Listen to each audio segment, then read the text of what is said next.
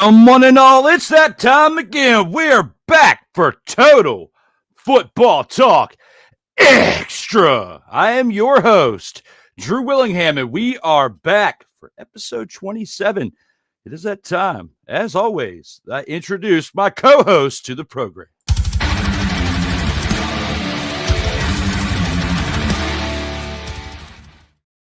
Ladies and gentlemen, please welcome Mr. Ryan McCarthy to Extra.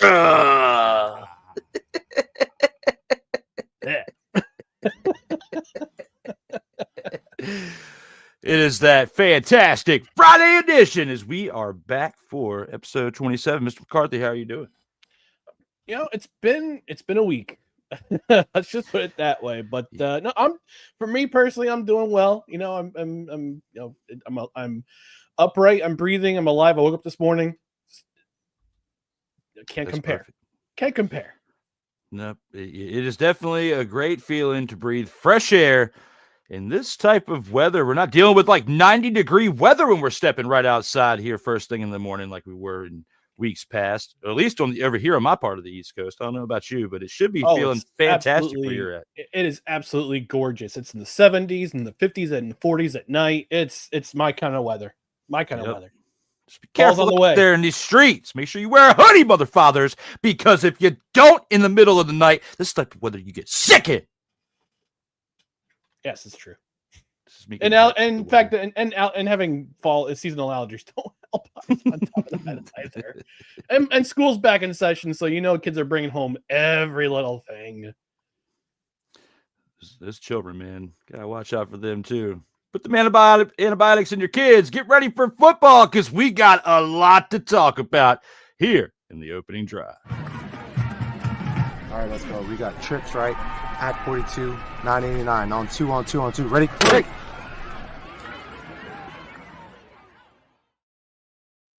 Mr. McCarthy, we have 5 games we got to look back on, and we're going to go ahead and start it on out with the Monday night football game from the NFL, Vikings versus the Bears.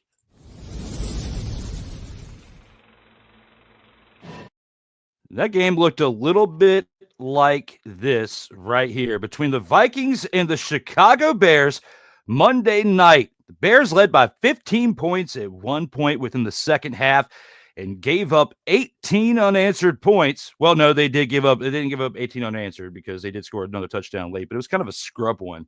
But still, gave up that many points to render the lead to this team known as the Vikings. With their, well, you could say he's a rookie, even though he's really not because he didn't really play last year, J.J. McCarthy, who's leading this team. He had a 13 of 20 for completions out of attempts for 143 passing yards, 2 touchdowns, 1 interception. And with his 2 carries and 25 yards and a rushing touchdown, he helped this become what, kind of as default as the game of the week right here. Game of the week. Yes. So I'd forgotten to click that transition before we got started, so I had to catch up for it. But I mean, he did contribute a lot towards it. 143 passing yards, not really a lot. He's going to have to boost that up quite a bit if he's going to be consistently good throughout this season. But Jordan Mason added 15 carries for 68 rushing yards, 1 reception for 7 yards.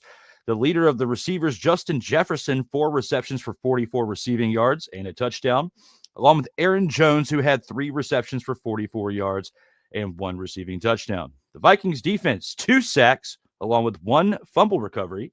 They had total penalties number of 8 for 50 yards, which led. Ew. Yeah, I mean, it kind of led this game to be what it was throughout the first half because they just couldn't get their timing right. Now, when it comes to their special teams, Will Ricard, 2 of 2 on the day for field goals, contributed 16 points to this victory for the Vikings. The rest of the team only put up 11. He put up the majority of the team's points. Fingernail Man, we talked about him last week. Oh, man. 21 of 35 for 210 passing yards and a touchdown, along with 6 carries for 58 yards and a touchdown as well. Don't let the fact that he didn't have any turnovers fool you. He played downright terribly, missing a lot of reads out there where he's got a lot of receivers to throw to. a lot more options than most teams and just could not connect out there. Don't let those numbers fool you. He looked pretty bad in that Monday night game. DeAndre Swift, 17 carries for 53 rushing yards, along with 3 receptions for 12 yards. DJ Moore added 3 receptions for 68 yards, along with Roma Dunze, who had 6 receptions for 37 yards and a touchdown. Total penalties for this team, 12 for 127 yards. Ew. Absolutely terrible. That's dumpster Pelican worthy. Yes. We'll get back to those units here in a second, but perfect suggestion because they absolutely were worthy of that. The defense, though, 3 sacks with an interception by Nashawn Wright, as he did force the turnover from J.J. McCarthy. But yes, you are absolutely correct.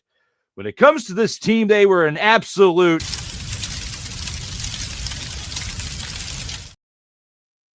spearheaded by the ones known as the Dumpster Pelicans, which for some reason, I don't know why, they're usually here, but they have flown away. I might have to bring them back. But yes, you know exactly what we're talking about, Mr. McCarthy. With all that being said, what are your overall thoughts on this Monday Night Football contest between the Vikings and the Bears? Yeah, this was one of those games where Chicago had a Monday night game in week 1. They're celebrating the 40th anniversary of the 85 Bears, which was it's actually one of my favorite football teams of all time. I love that 85 Bears team, even though I'm a New York Jets fan. The personalities from that 85 team, and the fact that I won a quarter off my dad when I was 8 years old, and a bet because I bet him that they would beat the Cowboys in 1985. Not only beat them, but they beat them down 44-0. I got myself a quarter. I went immediately to the arcade and played a video game. But nice, yeah. That being aside, but this was a game that the Bears had to show up. They needed to show the audience, the American football audience, and the worldwide audience for that matter, that this was a new Bears team. This was a new team with a newer attitude. Ben Johnson as your head coach. He came in with a no-nonsense attitude of we're going to be disciplined, we're going to get things done, we're going to be effective. They were effective to the tune of 12 penalties for 127 yards. They were also effective to the beat of 21 at one point 21 unanswered points by your opponent in the fourth quarter with one of the better with a halfway decent defense. I mean, the Bears defense saved them from some games last year, and they crapped the bed in the fourth quarter. 21 points.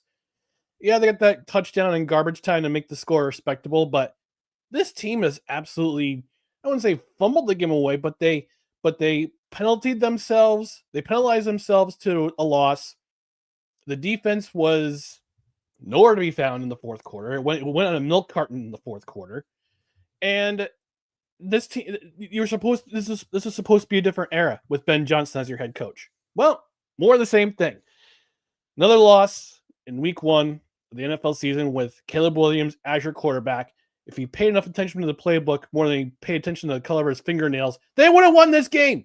On the flip side, the Vikings, you got to give them credit. You got to give credit to J.J. McCarthy, no relation. Numbers were lower than expected, but considering it's his first true NFL start, right? Missed all of last year with a torn meniscus. Got the start in this game. Looked in the first 3 quarters, looked unimpressive. But in the fourth quarter, he turned it on. And I guess from his stat line at the University of Michigan when he helped win them a national title a couple seasons ago, he didn't have to do too much. He was in a system where he didn't have to do too much. He had relied on his run game to be effective, relied on a short pass game, didn't put up a whole lot of big numbers, but got the job done. He's a winner. I think his record since high school, he's only lost 3 or 4 games since his senior year of high school. Bruh. Yeah. So this guy's a winner. McCarthy's are winners, Drew. And JJ's no exception, even though we're not related. Although we could be related. I don't know. we'll see. But he's from the Chicago area, and he wanted to win. He definitely wanted to win in the place that he grew up. And when the fourth quarter came around, he showed up, had a nice run for a touchdown, threw a couple touchdowns, had a nice touchdown pass to a catch and run to Aaron Jones. That's what turned the game around, that fourth quarter. And the Vikings drafted him for a reason. Granted, we only have a sample size of one game, one regular season game. But that fourth quarter was very impressive, and that he showed he rewarded the Vikings' faith in him and trading up to take him at number 10 in 2024. So again, it's only one game, but he's rewarded their faith so far. Let's see what happens. Let's see what happens in week 2 and for the rest of the season. But for now, Minnesota's 1-0, Chicago is 0-1. And this is pretty much where I expected both teams to be after 1 week, and we might see this. We might see Chicago at the bottom of the standings when the season's done. But Minnesota, bravo to you, good job. Congratulations on your win, Chicago. Ben Johnson, you guys got a lot of work to do. Well, the Vikings in some ways kind of got lucky, in my opinion, because when it comes to McCarthy in the first half, this is what it looks. I mean, let's start off with this first. You guys want to hear a fucking story? The story is this.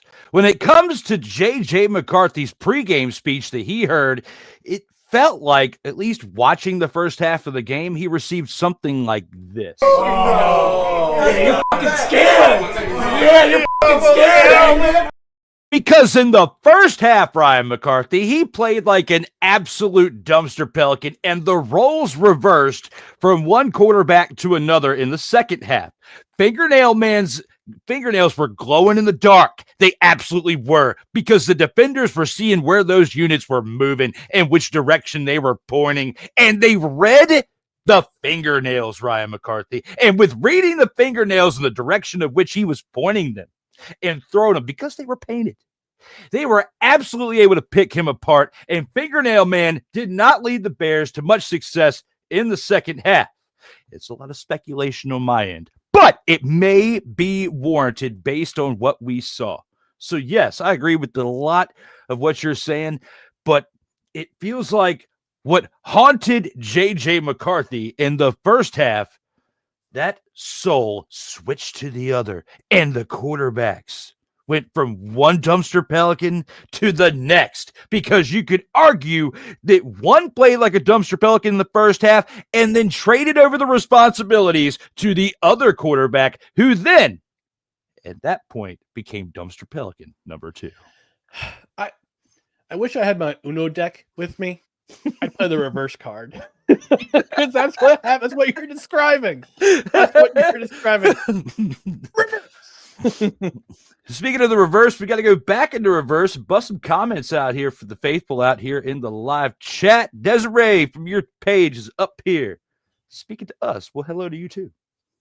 Hey, Desi. Glad to be here. Glad you could be here. Loving the beards. Today. She is a beard enthusiast, yes. Yes, I put a little stuff in there today. I put a little stuff there, still growing the hair out from my man Ryan McCarthy, because before it's done, I'm going to send it to him in the mail. Make him a Vince McMahon toupee. Me? I'm just messing with you. Oh, jeez. What's going on here? As long as I don't have that mustache, that creepy pencil thin mustache that he was rocking a couple years ago. Which made him look like El Generalissimo from 30 Rock. Yeah. I thought he was trying to look like Clark Gable or something. He didn't know what he was doing, man. Ugh. But good 7-Up, good Cherry Coke, good Dr. Pepper, and good Mountain Dew. Mountain Dew. That sounds. Never. This is a family. Nope. Never mind. It's a family show. I'm going to refrain from comment. This is a family show. No, it's okay. We'll steer clear of the Mountain Dew today, bro, because if we didn't, as a show, we would take the big old fat old stick.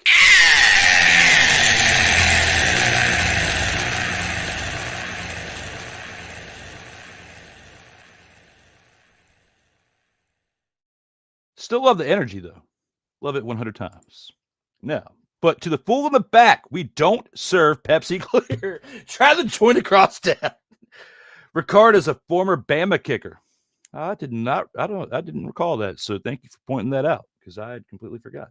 Yes, so if a player is a Bama player, Desi will be all over it and will let you know.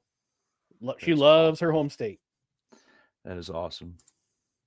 What's good? Everybody says sick Diggy along with sweet tea or a mimosa. For who? Can I have both? I kind of just want to, if I had to choose, it had to be something with bourbon. And mimosas don't have bourbon. Old fashioned? I'm cool with that. Yeah, me too. I'm cool with that. I'm cool with that. I'm going to a wedding here in November, and I was just told about like what the what one of the drinks is, and something with like maple syrup and bourbon. Like I forget all the ingredients, but it's maple. It's a maple old fashioned. Yeah, I forget what exactly it is, but he was telling me about it the other day, and the fact that it has maple syrup in there, I'm excited to try that. I'll behave, but I'm excited to try it. Like hold you to it, Drew. Yes, I'll behave. I'll take some selfie videos as evidence that I behaved. I just tried one. Mr. McAuliffe. Cheers to you, buddy. I'm falling down and I can't get up. As Six says, let's get extra wild, folks. Total Football Talk Extra. Gotta love having it at the click of the button. Well, you bring the Mounting Dew and we'll get wild. Yes, you bring the Mounting Dew, but steer clear of us from when you're mounting the dew. I gotta stop. All right. With that being said, family show. I'm trying. With all that being said, we're gonna take this on into the Thursday night football game. And that game was between the Washington Commanders and the Green Bay Packers, because the Washington Commanders absolutely laid a big old stinking egg in this one and completely let me down. Somebody who has grown up as a fan of this team, Ryan McCarthy, completely let me down last night. All right. The way that Jaden Daniels had his mediocre performance because the offensive line didn't do the greatest job in protecting. Granted, the Packers do have a pretty solid defense now that they added Micah Parsons. Okay. Mm-hmm. But yes, I know we got some comments, but I'm not even going to look at them. No. I'm not laughing. Well, I'm not laughing at the comments. I'm laughing at Romeo Dobbs. I'll give you my comment in just a second, but go ahead and summarize the game for me. I just saw the two comments. I was like, oh no, what was said? But anyway, when it comes nothing bad. When it comes to this, the Washington Commanders only put up 18 points against the Green Bay Packers, who put up 27 at home. Jordan Love, 19 of 31 for 292 passing yards, along with 2 passing touchdowns. He had 3 carries for 12 yards on the ground as well. Josh Jacobs, 23 carries for 84 rushing yards and a touchdown, along with Tucker Kraft, who had a career night, 6 receptions for 124 receiving yards and a receiving touchdown. Romeo Dobbs, 3 receptions for 28 yards. But he did have a touchdown, but only 28 yards. One touchdown counts. It does. He just didn't really do much else because Tucker Kraft stole the show. The Packers defense, though, 4 sacks on the day, along with 2 tackles and 2 assists by Evan Williams. Not the liquor. Not the bourbon. Not the bourbon. Not the liquor, not the bourbon. None of that. Not even a descendant. Just a player on the Packers defense. Brandon McManus was 2 of 3 for field goals on the day, contributing 9 points to the win for the Packers. He did have a long of 56 yards, which is pretty nice size and like the field goal for him to have out there on that gridiron. Jaden Daniels for the Commanders, 24 of 42 for only 200 passing yards, facing constant pressure all night long. Only put up 2 passing touchdowns like Jordan Love, and also like Jordan Love, he didn't have any turnovers, which was pretty impressive considering the amount of pressure that was in his face all night long. Where he was really effective was not only by the completions and the yards total, but on the ground, he only mustered up 7 carries for 17 yards. And the sad thing is that is the leading rusher for the Commanders on the night. Like, they didn't have anybody else.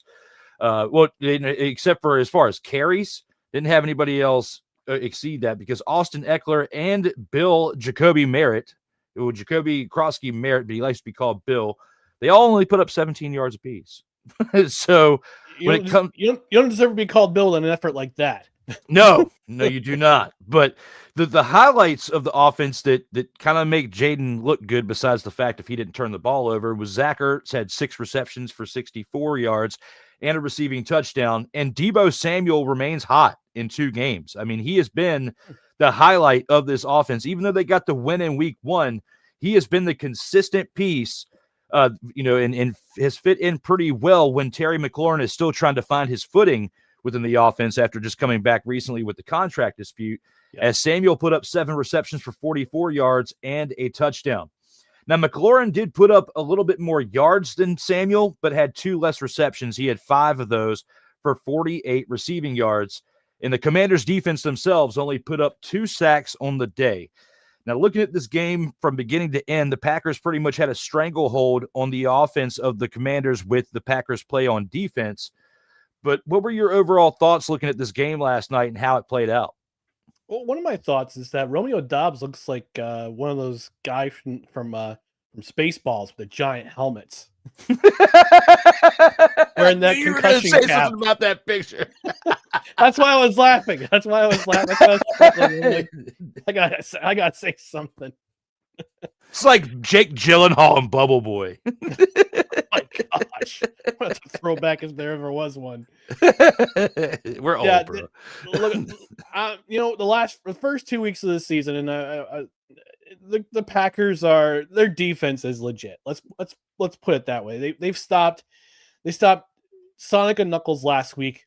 They limited their rushing attack. Their run defense is going to be really good. It has shown to be really good this year. They limited Sonic and Knuckles on Sunday when they played the Lions, and they limited Eckler and Krosky Merritt. And I'm hoping that Eckler didn't rupture his Achilles tendon, because that's certainly going to put more pressure on the run game for the Commanders. But they believe Krosky Merritt can be the running back for the future. So he'll be tested for sure if Eckler's going to be out long term.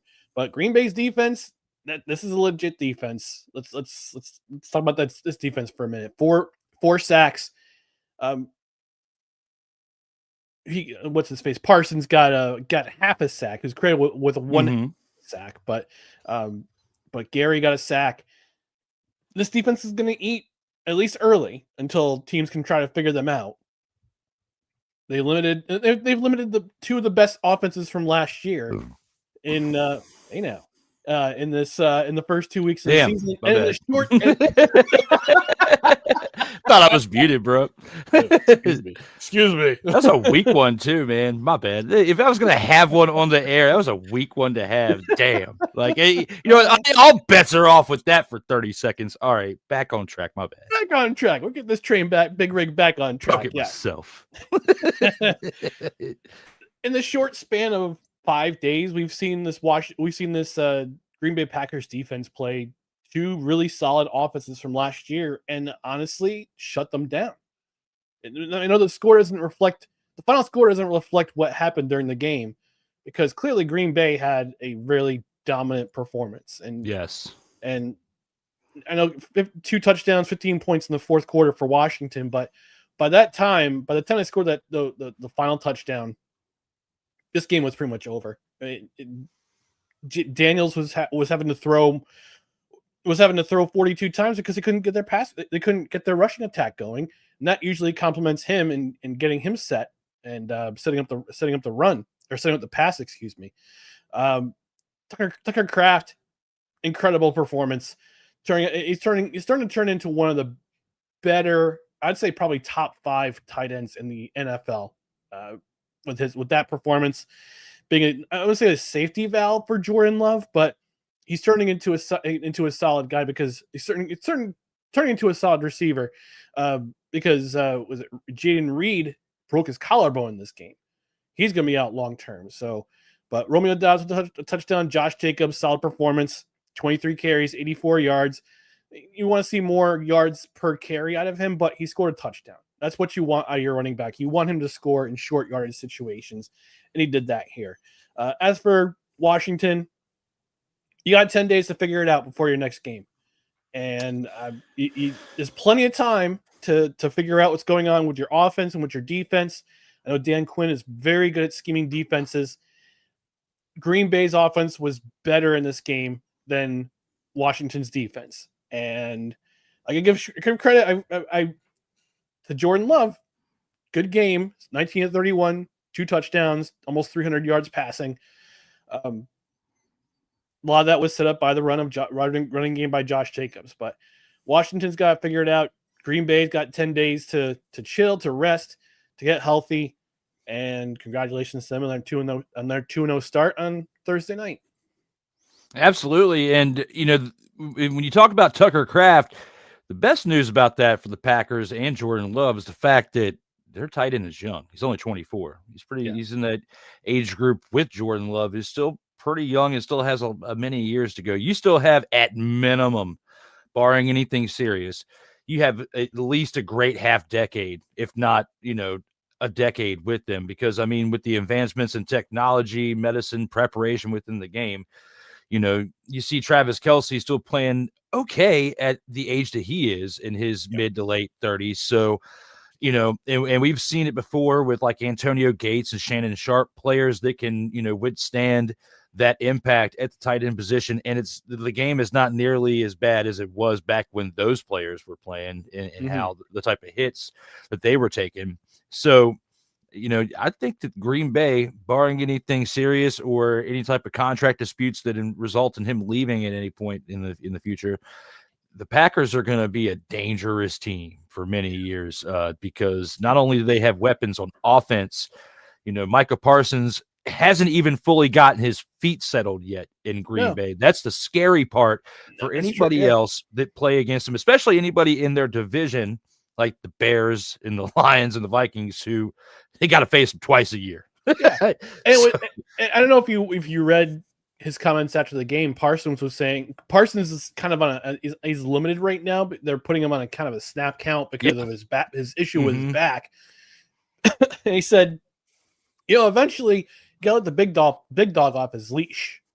He'll get there. You got to know the playbook first, bro. I was going to say, well, that's my next point, is that you have to learn this defense and what they scheme and how they scheme it. But you also got to remember, too, because he's so dangerous off the edge, I wouldn't say they're going to be focusing on him. You're going to see a lot of double teams on him, but that enables his defensive tackles, his interior linemen, to get home. So that's what you want in a defense. You go make your edges so dangerous that the interior is going to eat, and everybody's going to eat on this defense, Micah. You'll eat too. Your time will come. You got a sack last week. Got credited with a half sack this week. Your time, the big dog's going to eat eventually, but you got to learn some things first. You got to learn some tricks and all that stuff. Had they not played on Thursday night in week 2 and played like Sunday or Monday night, he would have had more time, like you were talking about with the snap count. He would have had more time to get more acclimated within practice, and they would have more than likely given him many more plays if he would have had 2 or 3 more days of preparation to get involved with that. So just like you said, for the Commanders who have the next 10 days, the Packers have a good amount of time now too after playing in this game. So I expect Micah Parsons to play a considerable, increase in minutes and time and snaps in that week 3 contest. So with that being said, we've now gone through the NFL Sunday and Monday night contest. Let's go ahead and see what we got out here in the comments before we go on to the CFL's coverage that we have for this show. Let's see. Okay. Talking about the drinks, bourbon and maple syrup. What in the Belgian waffle? Hey, maple syrup. I've put maple syrup in coffee. I've never done that. I've heard of people doing that, but I have not personally done so with the maple syrup, it's only a couple tablespoons, but it can't be like, I don't know what they call it now. I still call it Aunt Jemima. I'm not gonna call it by the other name. Like, you don't want the stuff that's mass produced off the shelf. You want like actual maple, like real OG maple syrup, like from Vermont or Quebec or New York. That's the stuff you want, like the real good stuff to put in your coffee, as opposed to as opposed to other garbage you see on the shelves in the stores. That's just fake syrup that's just high fructose corn syrup with maple flavoring. I'm still excited to try this concoction. I've never had maple syrup in an alcoholic beverage before, and now that I'm at the point in my life where I can, like, you have people that like wine taste. This is my version of wine tasting, bourbon tasting. Like there should be, it's not as big as wine tasting, but something like this and these type of drinks, it should make this part of a bourbon tasting, affair, kind of like people do for like wine drinking days. So that's what I'm gonna pitch. If I became a cajillionaire tomorrow, I would start a company that did that. It's a maple old fashioned. Okay. I'll come up with an ad before we leave today's show. I'll try to concoct something in my head. I'm gonna chop these clips up and just make it into like a little short and just send it to him. Be like, hey, just let you know I'm hyping this up already. Like between me and my co-host, and we got some live people in the chat. I don't even know what it's called until I'm talking about it, and then she's telling us what it is. It was a maple old fashioned. I didn't even know the name until today. I just knew some of the ingredients. So what she says is 2 ounces of bourbon, 1 ounce of pure maple syrup, 4 dashes. All right, help me out with this pronunciation. I'm going to butcher it. Angostura. That is not what I was going to say. So I'm glad you helped me out with that. Angostura bitters, orange peel, and brandy cherry for garnish. This is going to be the clip that I send him and be like, is this what this is? Because I'm getting mad hype about trying this because it has maple syrup in it. It says half an ounce of maple syrup, 1 ounce of pure maple syrup. You'll get the diabetes. Oh, yeah. Do we even have that clip in here? No, but we do have this. Delete!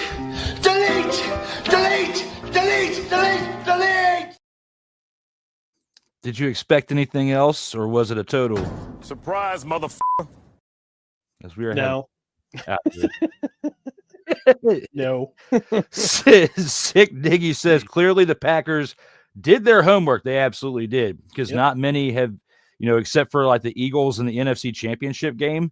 That's one of few situations where Jaden Daniels has really been exposed, because they did lose a couple games last year. They lost 5 in total, but at the same time, they did not get exposed like they did against the Eagles, and then again last night when it comes to the defense's impact on their offense. So that's how I feel, just from the amount of, I've watched every single game they've had for many years. So especially I know that team more than I know any other.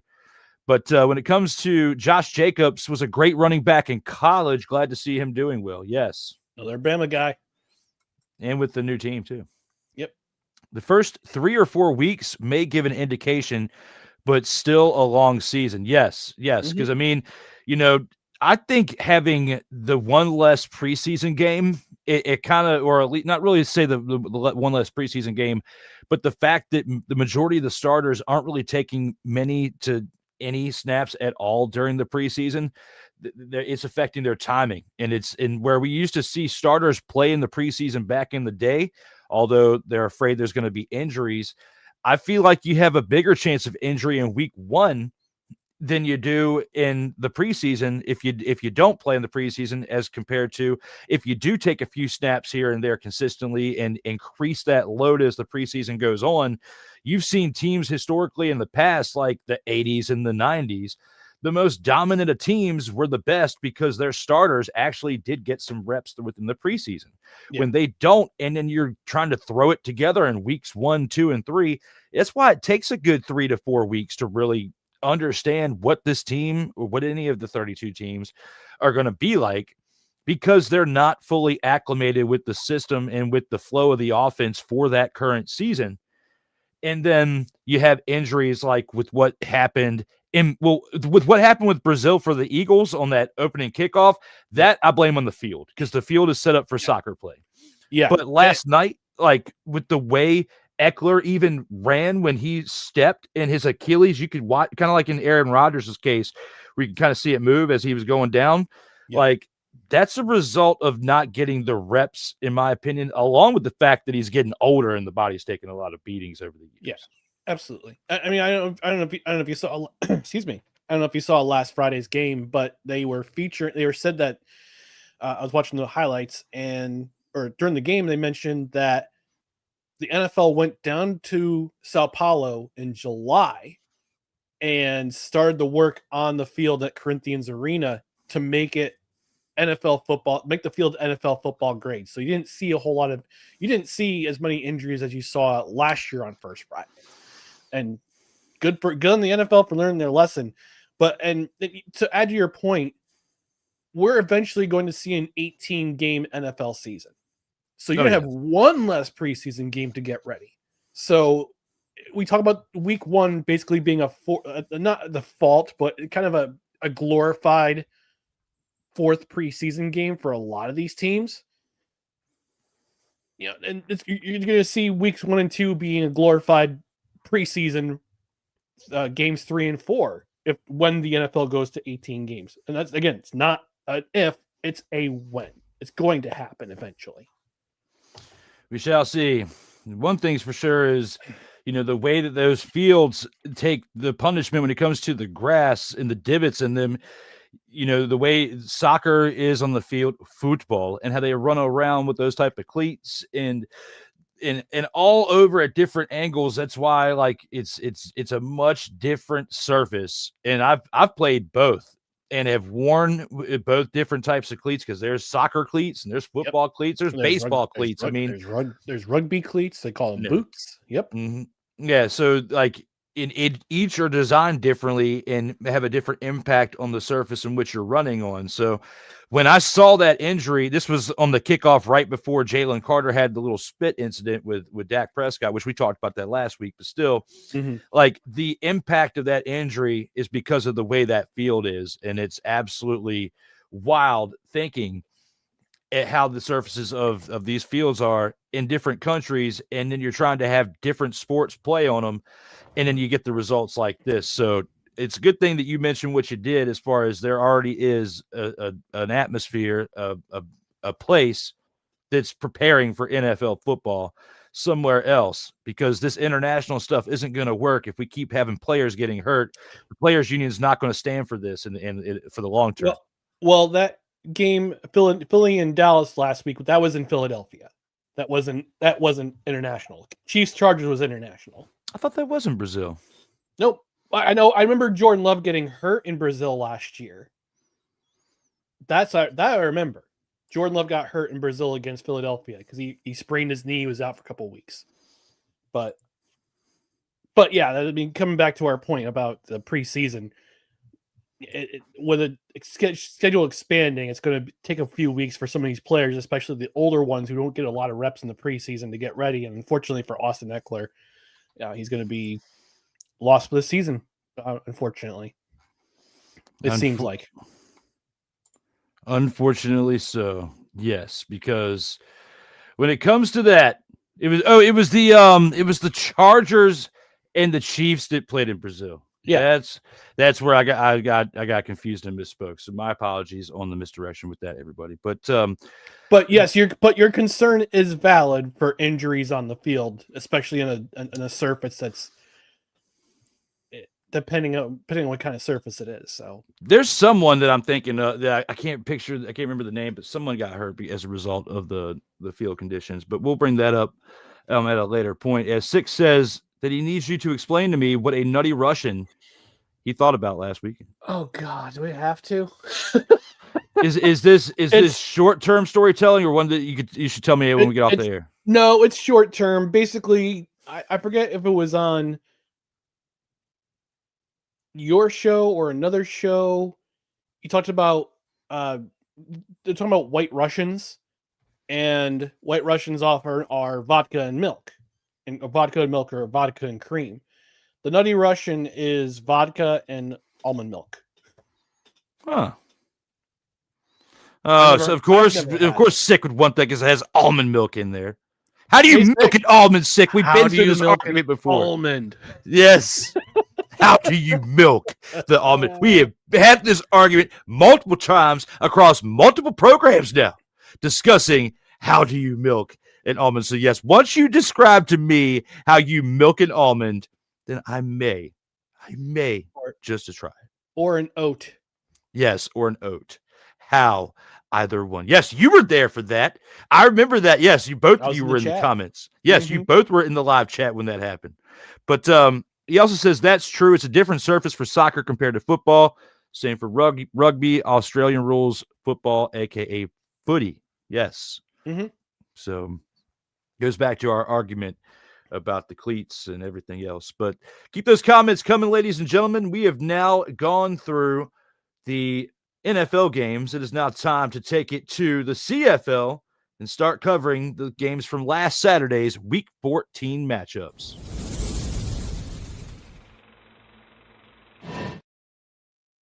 And let's start with the 1 p.m. contest. There were 3 Saturday games last week for the CFL.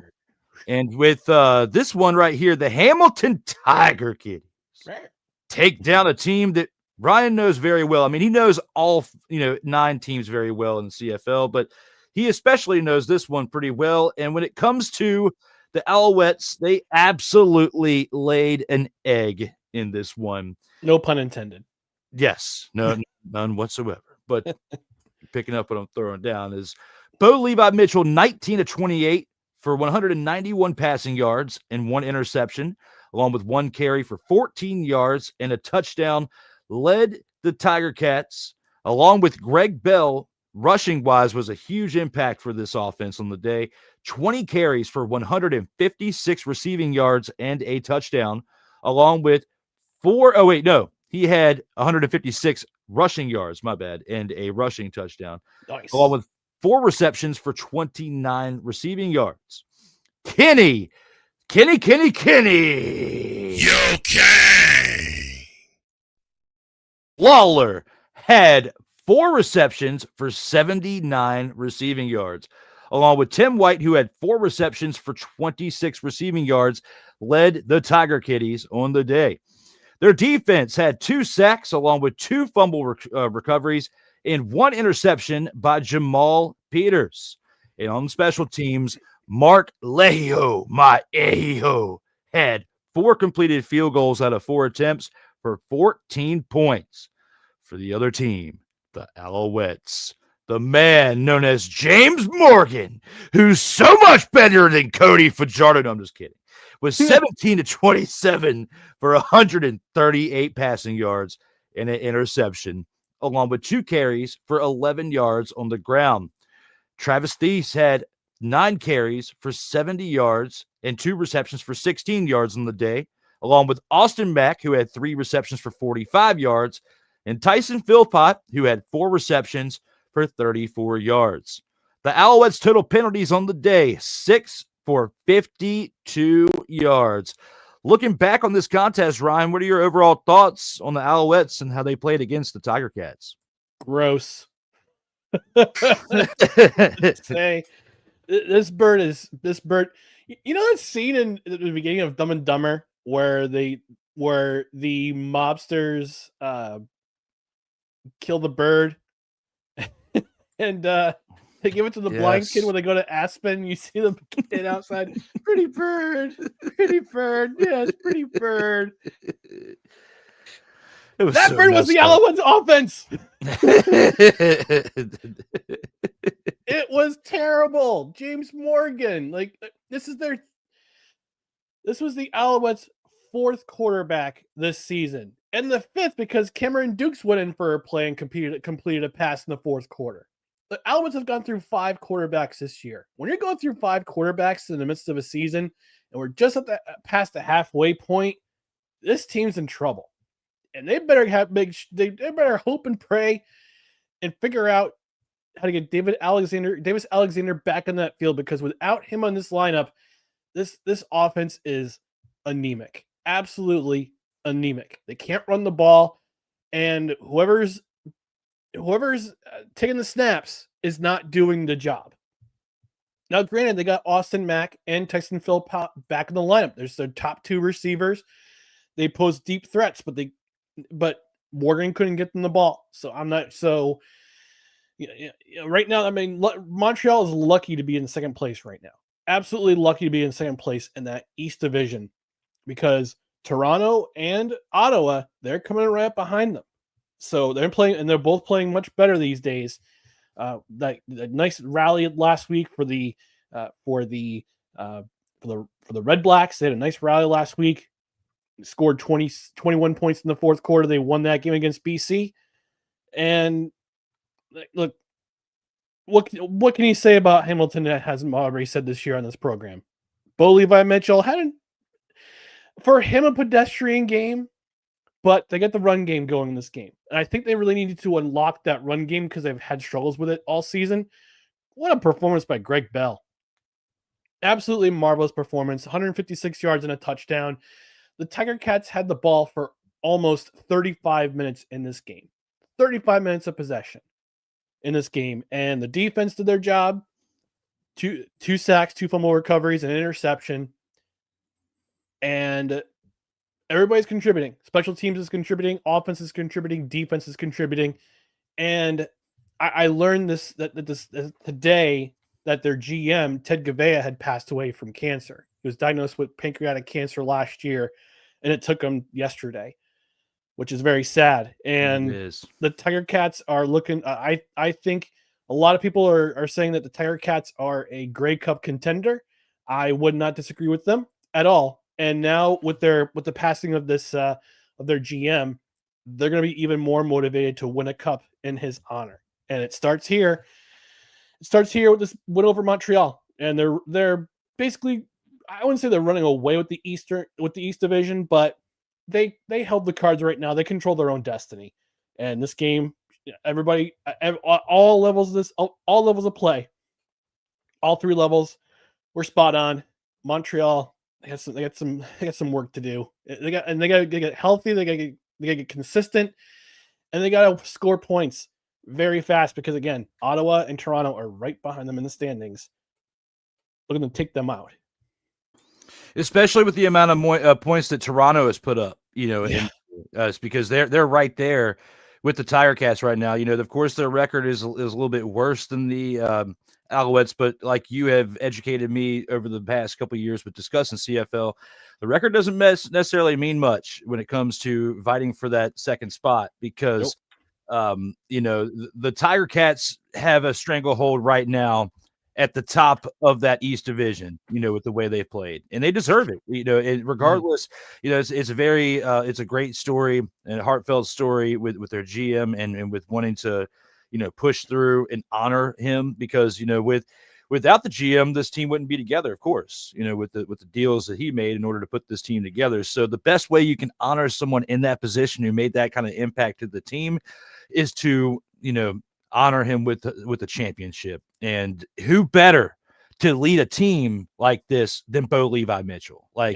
He's had his struggle this year at times, like any other quarterback. They've lost 5 games. They are 7-5, but throughout these losses, it seems like the next game they're a little bit better than they were in that loss that they had in the previous one because they're learning from it.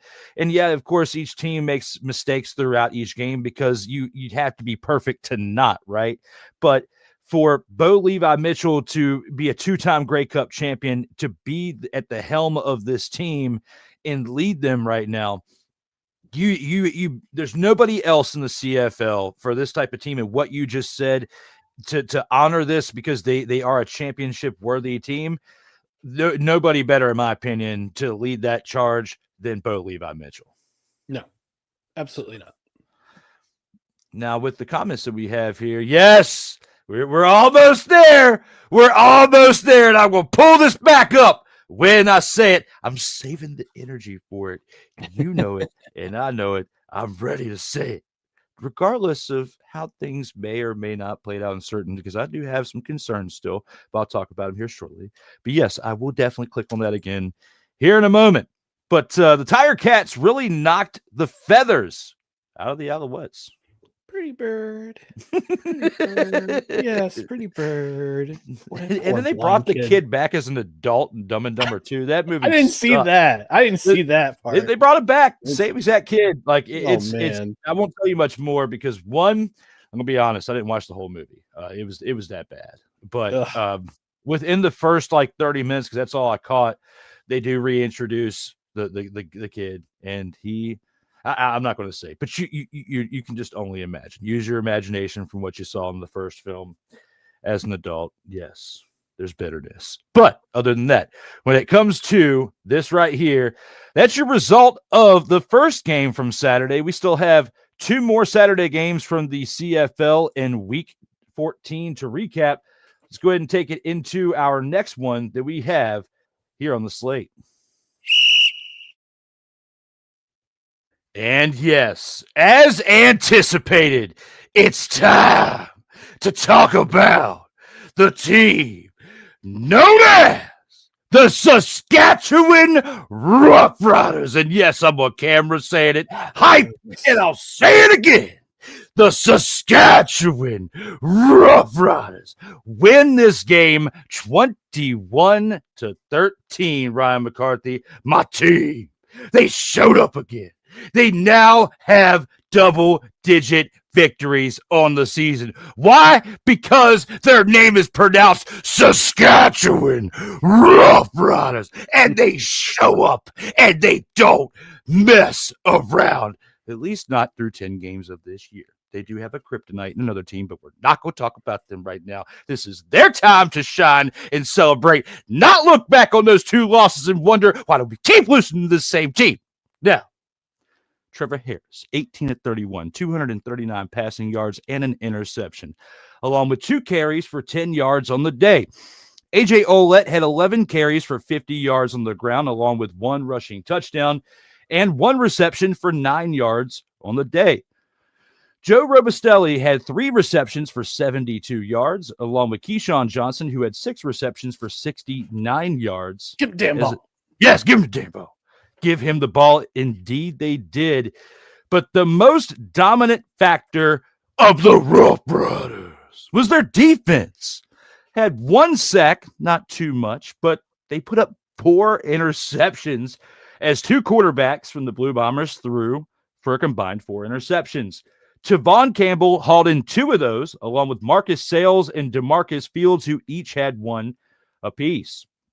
For special teams in the Roughriders, Brett Lowther had 5 completed field goals out of 5 attempts for 15 total points, putting up the majority of this team's points on the day, but it made a huge impact and got them to their 10th victory, and still at the top of their division known as the West. When it comes to the Winnipeg Blue Bombers, 2 quarterbacks got action in this game. One being the main starter, Zach Collaros only put up 9 completions out of 15 attempts for 165 passing yards, 1 touchdown, and 2 interceptions. Chris Streveler had 5 completions for 9 yards for only 5 completions out of 9 attempts for 39 yards. And guess what? He also threw for 2 interceptions. Brady Oliveira, their main starting running back, had 20 carries for 83 yards on the day and 2 receptions for 19 receiving yards. Ontario Wilson had 5 receptions for 89 receiving yards and a touchdown, along with Nick Dembski, who had 4 receptions for 80 receiving yards. Blue Bombers total penalties, 5 for 66 yards on the day. Looking back at this, was this just a major letdown by the Blue Bombers and their inability to be consistent at the quarterback position?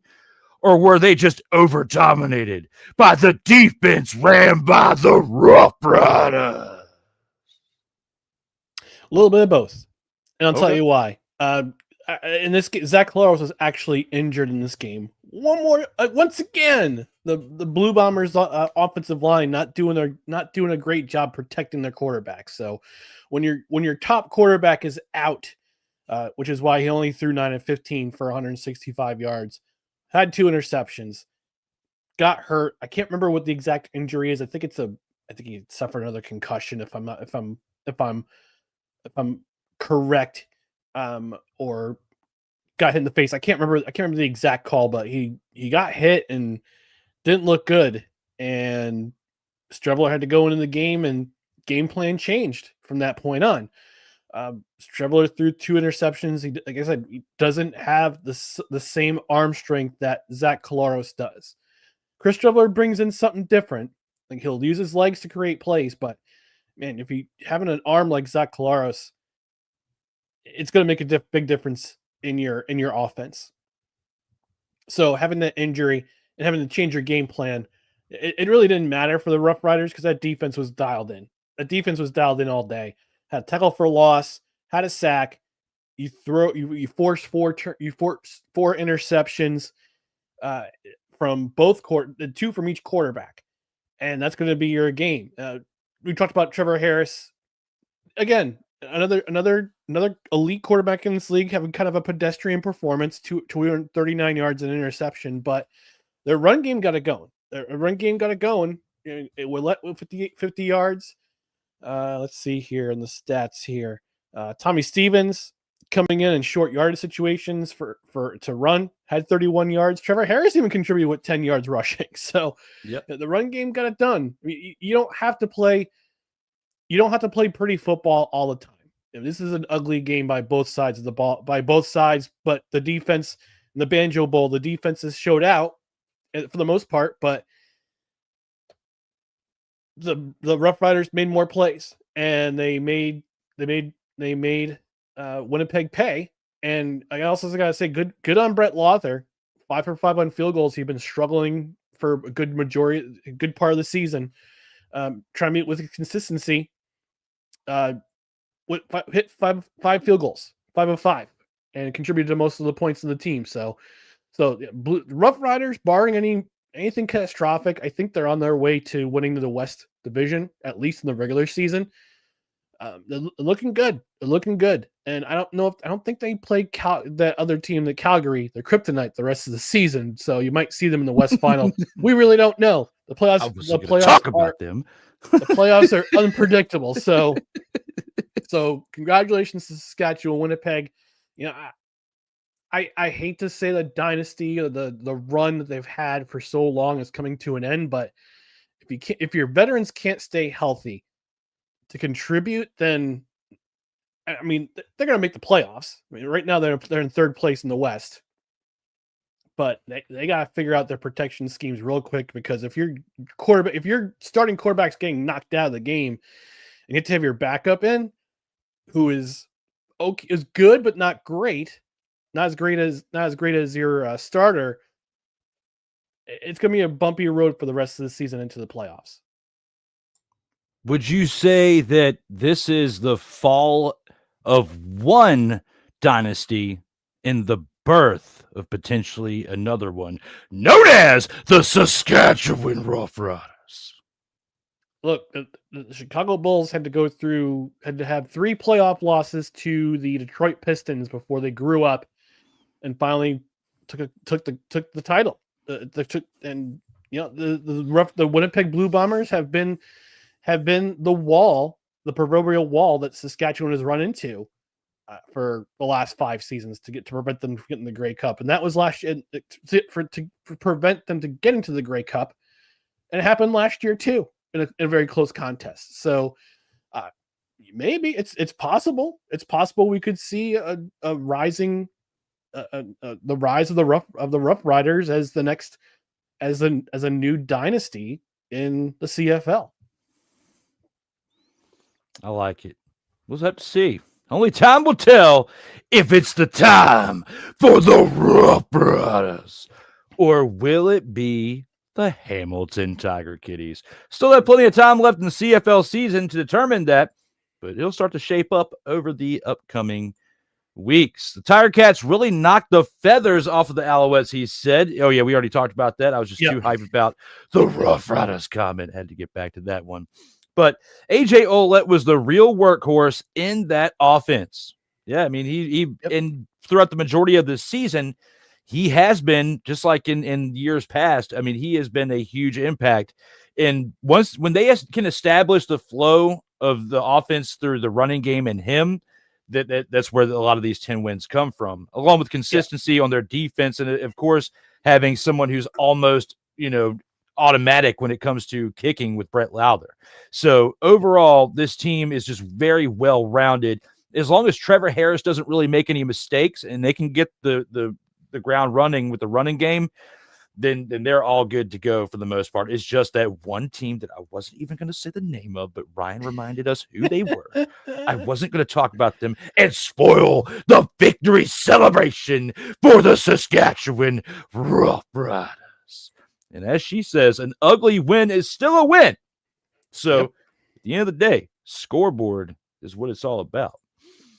They don't have to win pretty, but true, but how many teams can make winning look good while the game was bowling shoe ugly? Very, very valid point, Sick Diggy. Very, very, very, very valid point.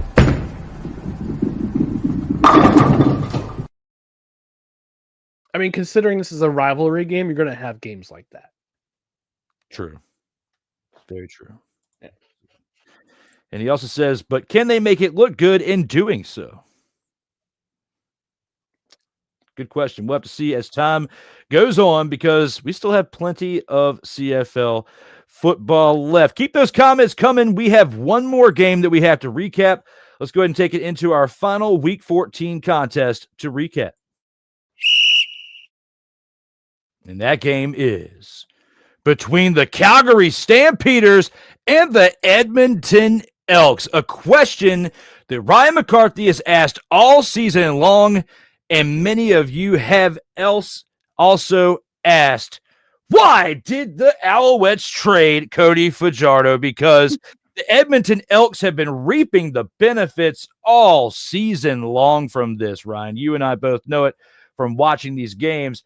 It's been cool to watch the Elks made a pretty big shift in play because even though they're still under 500, 5-7 is the best record they've had in quite some time. As far as at this point in the season, not the end or anything. Like it's still at this point in the season to be 12 games played for this team and be 5-7, absolutely big for them. As Cody Fajardo in the win of 31-19 led this team to what you and I can definitely agree is when it comes to this.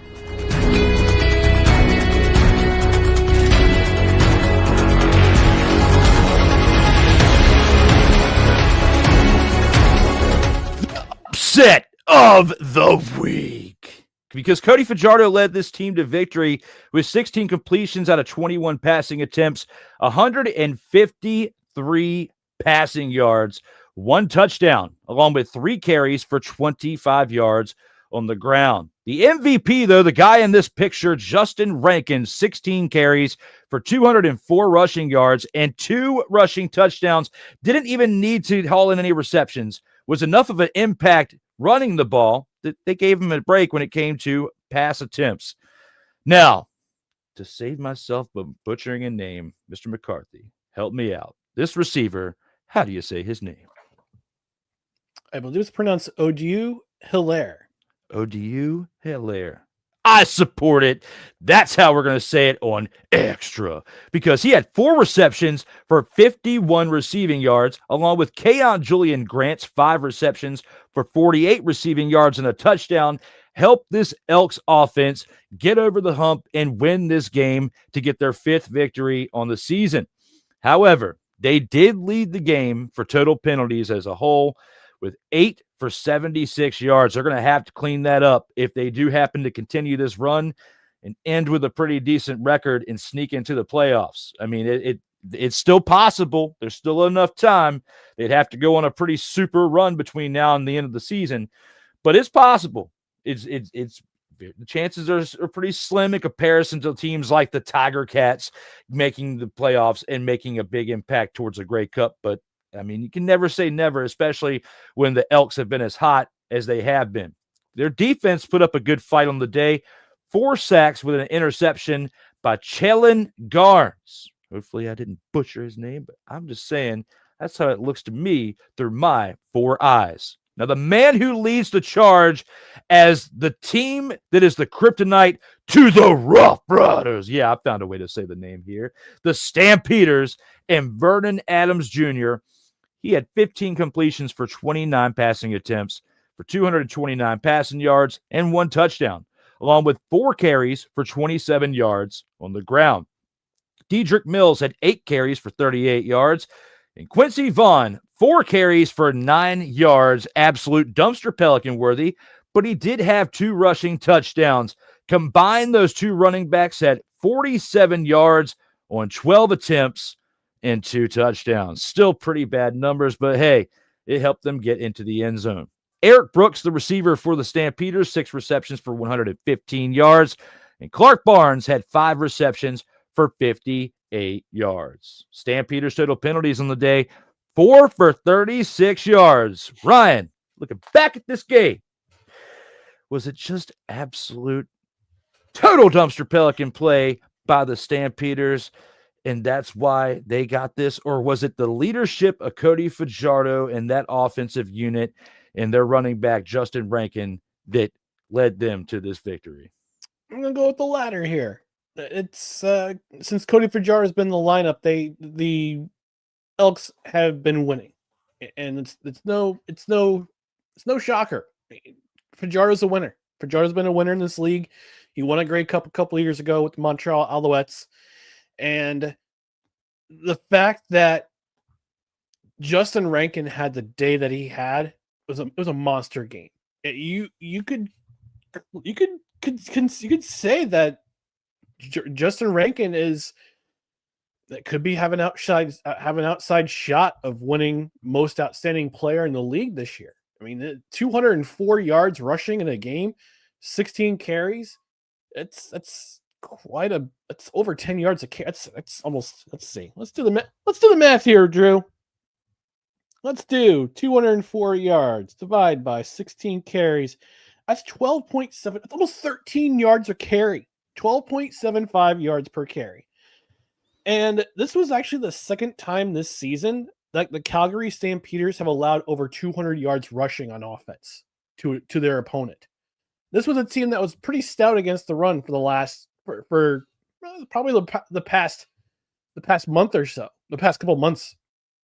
And the fact that the Elks gained 245 yards on this defense, who has been playing solidly and actually played really solid against the run the following week, the previous week on Saturday or on Monday, excuse me, in the Labor Day Classic. This was just an absolute butt kicking. And you could say, no pun intended, but you could say the Elks ran all over those horsies, the Stampeders. On the flip side of the ball, the defense, Kalen Garnes, I think it's pronounced Kalen, or you said Chellen, but it could be pronounced Kalen. I don't know. I have to watch the Chillen Garnes. That'd be a great name for like a jazz guitarist. Chillen Barnes. Be a lot better than Bleeding Gums. It's true. Bleeding Gums Murphy, rest in peace. Yeah. Defense did their job. 4 sacks. They got 4 sacks on Vernon Adams Jr. They made him.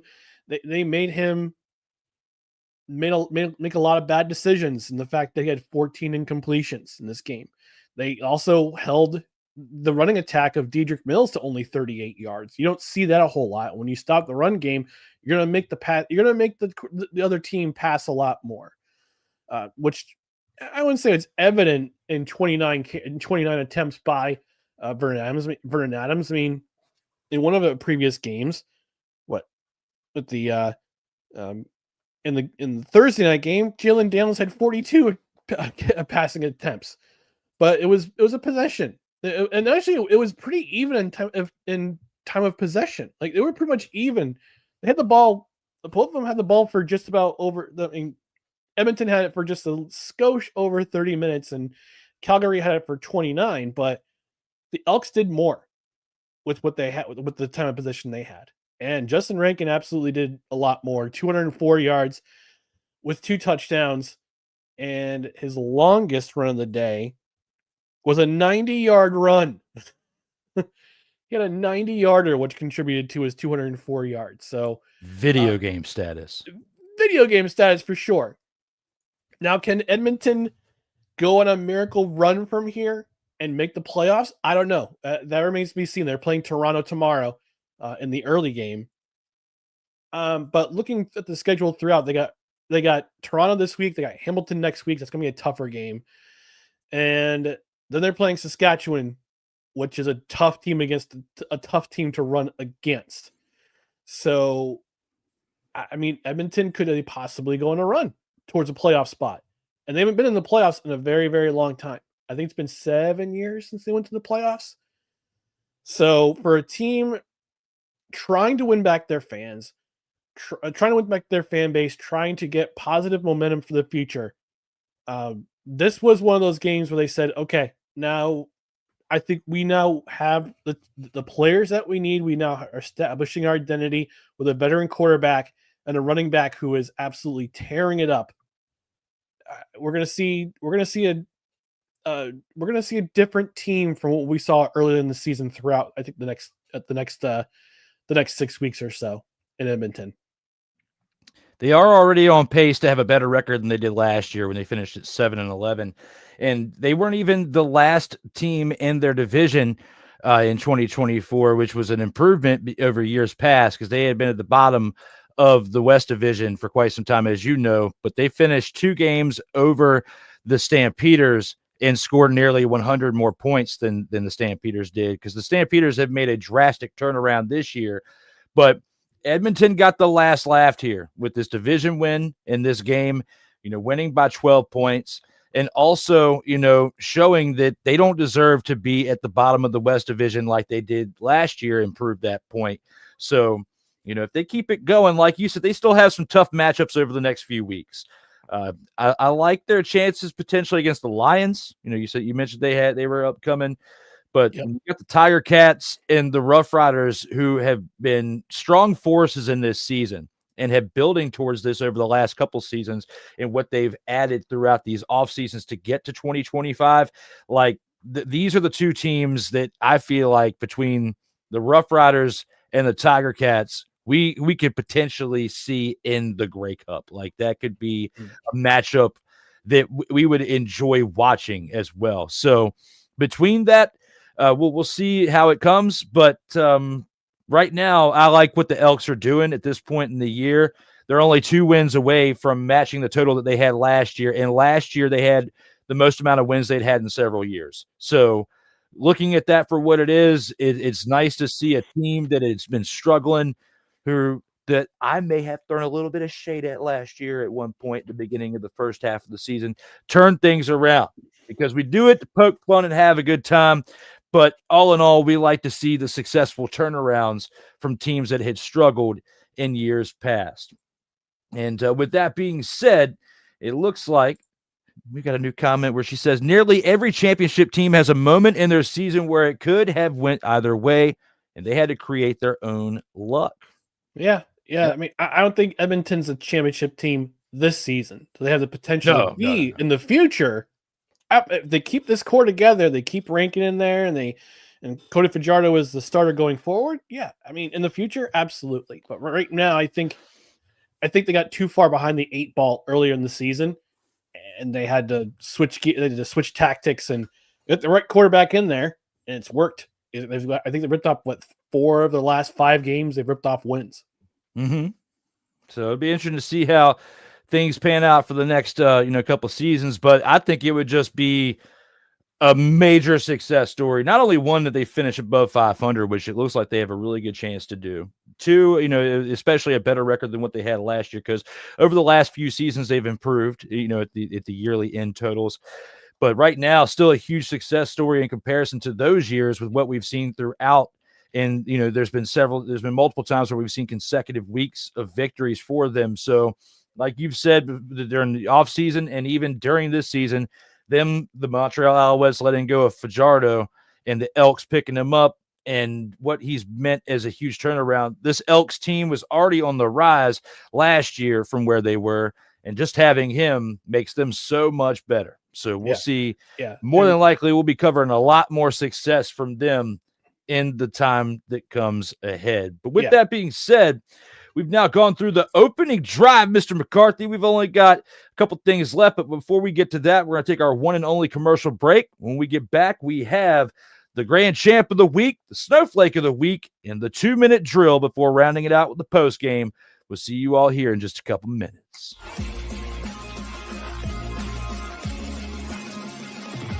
Total Football Talk Extra will return right after this.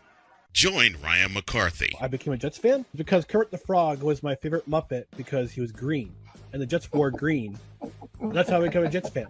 and Dustin Henry ESPN is cashing all in on let's pay a few personalities and we'll just kind of fill in the gaps. as they walk you through all of the world of sports from their perspective. The Albany Empire, it's a literal circus. No credentials required. Where, Ryan, say the tag. Where you don't need a press pass to talk sports. Live every Tuesday at 8 p.m. Eastern, 7 p.m. Central on YouTube and where you can find podcasts.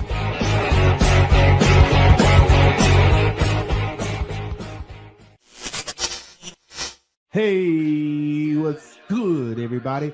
This is your boy Corey, host of The Grind, where we talk about all things WWE. You can catch The Grind every single Saturday, 4 p.m. Eastern. 4 p.m. Eastern, right here on Sertoba Media. And if you're not following Sertoba Media, then what are you doing? Like, share, subscribe. There are many different things that we have available on Sertoba Media for your viewing pleasure. And I mean, what else you got to do on a Saturday afternoon? Come spend some time with me. Come spend some time with my colleagues on this platform. Help us be able to bring everything that you all want to see. Matter of fact, you know what? If you ain't did it yet, I got something for you. Stay true to what you do. Stay true to why you do. And always stay true to you. Sertoba Media, where the struggle is real to be awesome. Do you like talking sports? Do you like entertainment? Do you like the occasional series of heated discussions? Are you in and out, Drew? With that said, Drew, I'm hearing a bunch of stuff in your mind. I know you know this team very well. Are you in and out, my friend? Then you must see this. Drew Willingham versus random panelists. Who wins? You decide on the In or Out sports debate. Live. Whenever the we feel like it. Eastern Standard Time. Exclusively on Sertoba Media, where the struggle is real to be awesome.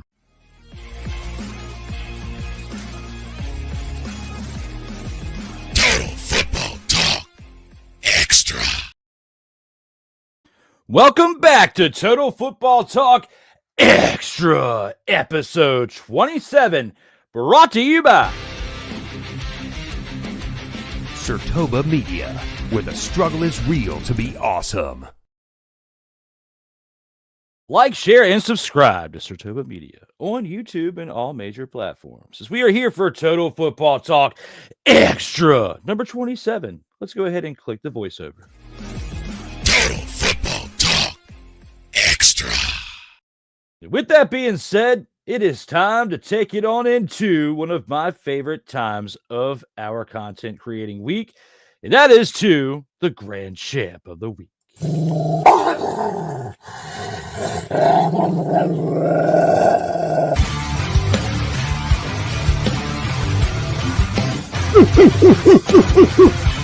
My dogs! It's time here in episode 27 for the Grand Champ of the Week. Mr. McCarthy, when it comes to your choice for Grand Champ of the Week, what? It's dog right there. Oh, my dog right there, my dog right here. I did point in the right. No, you didn't. Direction. There you go. Over here, my other direction. Yes, Your other right. my dog's here. I'm here. But for our choice of the dog of the week, Ryan McCarthy starts us out. And with that being said, who is your choice for Grand Champ of the Week? My Grand Champ of the Week is no drum roll. Okay. My Grand I Champ don't have it on here. That's okay. My Grand Champ of the Week is one aforementioned Justin Rankin of the Edmonton Elks. 204 rushing yards on 16 attempts. He had 4 20-plus yard rushes, a 90-yard rushing attempt, and he averaged 12.75 yards per carry. He's only the second player in franchise history, that includes the Eskimos, with 200 plus rushing yards in a game, and the first in a very, very long time. Justin Rankin, I've had him as my grand champ of the week before, but he's slowly climbing up the ranks in terms of rushing yards. He's still fourth in the league in rushing yards, which is kind of crazy with this. Even with this effort, he's only fourth in the league in rushing. But if he can continue, if Edmonton can continue to hand the ball, make him part of the running attack, be the focal point of the running attack for the Edmonton Elks, and this team that was once left for dead, they could possibly be making some playoff noise come November. It's a long way for the season to go, but Justin Rankin, with that incredible effort this week against a very stout Calgary Stampeders rushing attack, he is my grand champ of the week. I like it. Great choice of grand champ of the week. And you stay within the CFL for that. I'm going to, for this week, go back into the NFL with mine. And my choice is going to be Tucker Kraft of the Green Bay Packers. The tight end had a career night last night, having 6 receptions for 124 receiving yards, averaging 20.7 yards per catch, and had 1 touchdown, slapping the Commanders' defense around like a bunch of dumpster pelicans in this evening's contest on Thursday night at Lambeau Field. Tucker Kraft, 24 years old, carving out his own legend within the NFL, and how he impacted this game for the Packers. Without his contributions, this team would not have been able to pull off the victory at home against the Commanders, in my opinion. And for that, he is my choice for grand champ of the week. Solid pick. And for to complete my thought in regards to Justin Rankin, he's only the second. He's the first player in franchise history of the Elks and the Eskimos since Sean Millington ran for over 200 yards in 1999. So it's been 26 years since they had somebody run for 200 yards plus. That is quite interesting. Way to do that, Justin Rankin, because without your contributions, the Elks, and especially Cody Fajardo, would not be where they're at right now with this team and making the progress and the headway through 12 games that they have. That'll do it for our grand champ of the week. It's now time for my favorite time of the week. And that is for this.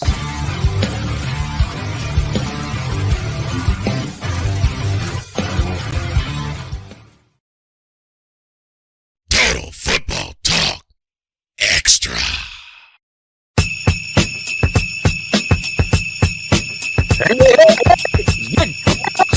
Time to build you a snowman for the snowflake of the week. And when it comes to the snowflake of the week, Mr. McCarthy, looking back at who were some of the worst contributors to the game of football over the past week, who's your choice for your pick of snowflake of the week?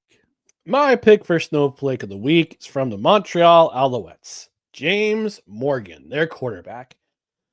17-27, 138 yards, no touchdowns, 1 interception, 2 fumbles. Even with the return of their 2 primary receivers, wide receivers, Austin Mack and Tyson Philpott, still managed to only put up those numbers. Hey, Montreal, the Alouettes, you should have never traded Cody Fajardo, because you get stats like that from your backup quarterbacks. I understand you're trying to build for the future with Davis Alexander, but you can't do it when he's hurt, when he's not on the field. And you put in a bunch of guys like this. He's their fourth quarterback. It was one of 5 quarterbacks, to see action for the Alouettes this season. But not second start of this in the CFL was not great. And that's the reason why James Morgan gets my snowflake of the week. Very solid pick, especially with your main argument. And you've been saying it for quite some time now. Why did they let go of Cody Fajardo? Absolutely makes no sense whatsoever why they did, and the contributions he's made to the Elks as a result prove your point to be very, very valid, sir. And my choice happens to be following this. Who's giving them the business? When it comes to my pick for Snowflake of the Week, I don't think it's any surprise, as I did stay within the NFL again for this choice, but I'm going with the Chicago Bears for Monday night. Total penalties on the night, 12 for 127 yards. Led the game by 11 points prior to the meltdown in the second half. How many fingernails must you paint to win a game is the question that I must ask here for the Snowflake of the Week, because you were up by many, many points, okay? Up by 11. And you just let it slip through your finger-painted nails, okay? Now, again, you look at this for what it is. They got a lot to clean up. It is only their first game of the year. Yes, there's still a whole lot left. But when you've invested as much as you have into Caleb Williams, and he can't even find a single receiver, he can't process the reads fast enough, and you have several different options of receivers that you can throw to, the offense was a major letdown in this game because it set up terrible positioning for their defense to defend, and which put the Vikings in good positions in the second half to put up points and make J.J. McCarthy look like today's version of Tim Tebow out there with the fourth quarter comeback. So, with that being said, my pick of the week, Snowflake of the Week, goes to the Chicago Bears as a whole for the penalties that they had, the amount of points that they gave up, and the fact that maybe we have more than just one person on the team now painting the fingernails as a trend. That is my take. That is my feel for the Snowflake of the Week. If you get upset or if you support it, let me know out here in the comments. How many fingernails is too many fingernails? You have six fingers on your left hand. Holy crap.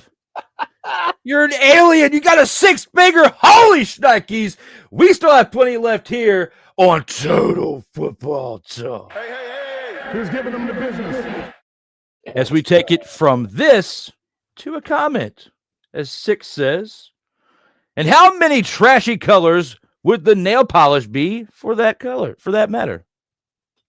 Too many to count. Yeah, I can't even name you every single color there is. I can name you the basics, but once you start getting into Fakwa or whatever it's called, and like or whatever, like I can't, bro. You mean you give me red, white, yellow, blue? I'm good. You mean fuchsia? There it is, fuchsia. Yes, that's exactly what it was. I said Fakwa. Nice. I should have been better off saying Farva, but yes, yeah, you have Fakwa, Farva, and I want fuchsia. A liter of cola. What? It's Give me a liter of cola. Ladies and gentlemen, stick around with us. We still have the 2-minute drill of the post game. We'll see you on the other side of this transition.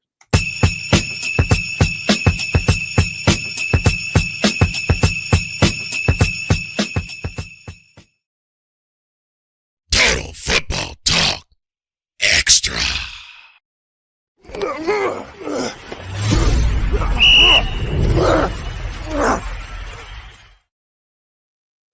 And now it's time to review the upcoming week in CFL, the week 15 in this Canadian Football League. Mr. McCarthy, we got 4 games that are going on, 8 teams that are playing, and 1 on bye as we're back to our regular 4-game week. And it starts tonight here in just a few minutes, actually. Here in about 10 to 15 minutes, we'll have Canadian football action between the Winnipeg Blue Bombers and the Hamilton Tiger Cats. In this game, between these two teams, who do you anticipate to win this one in this Friday matchup? This is a special game. I mentioned at the in the first part, or the first game we reviewed for Saturday, that the Hamilton Tiger Cats GM Ted Gavea had passed away. I think it was either this morning or yesterday after a very brief battle with pancreatic cancer. He's GM of the Hamilton Tiger Cats, and he was actually assistant GM for the Winnipeg Blue Bombers. So doesn't just hit Hamilton, it also hits Winnipeg as well. And the fact that his death falls on the day that they play each other, it's a god shot. It was a total god shot. So prayers to him and his family in their deep loss. Prayers to both the Blue Bombers and the Tiger Cats organization for their losses as well.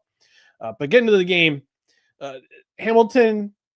I mentioned during my review of that game between them and the Alouettes, they're starting to put it together on all three levels: offense, defense, and special teams. They're finding a special balance on offense. I mean, they did this last year with Greg Bell. When they gave him the ball, and this is happening especially late in the year too. When they gave him the ball, they were winning football games. And that's the reason why you're seeing James Butler in BC currently leading the league in rushing, but he was the better guy that last season, and this is kind of Butler's revenge season.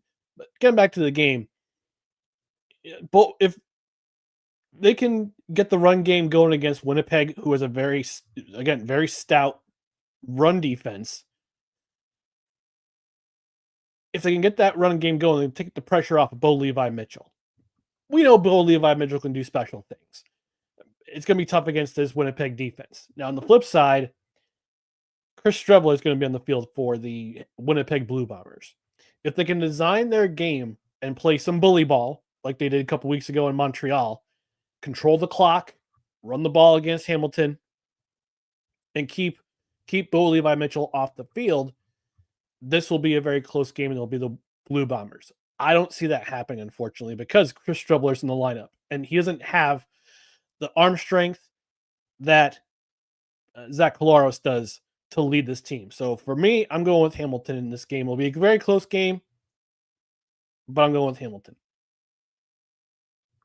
And I like where you're coming from here.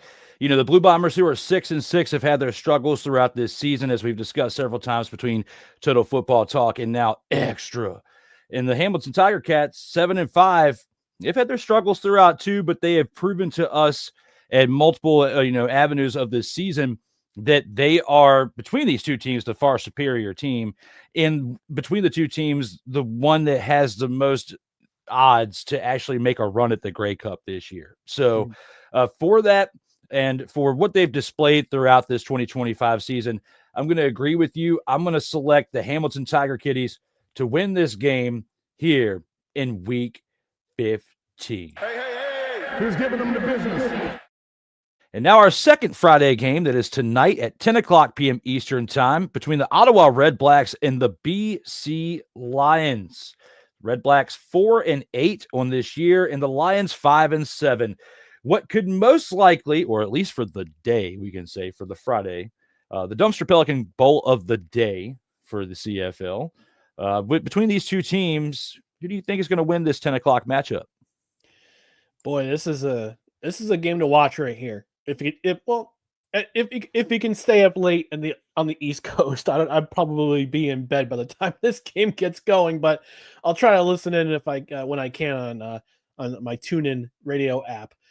This is a tough game because both teams right now, Ottawa's coming off the momentum that they built upon when they scored 31 points in the second half against BC last week.